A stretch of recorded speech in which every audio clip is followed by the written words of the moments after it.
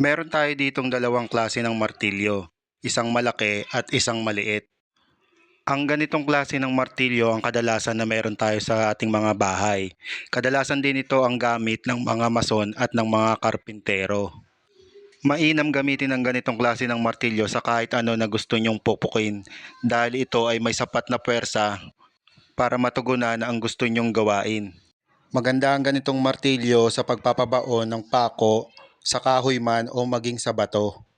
Mayroon na din itong claw kung saan na pwedeng gamitin sa pangbunot ng pako at pagsikwat.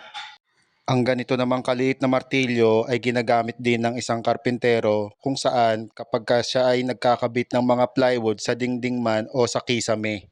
Mainam itong gamitin sa pagpapako ng mga plywood lalo na sa kisame dahil hindi ito nakakangalay dahil nga sa taglay nitong gaan. Bukod pa roon,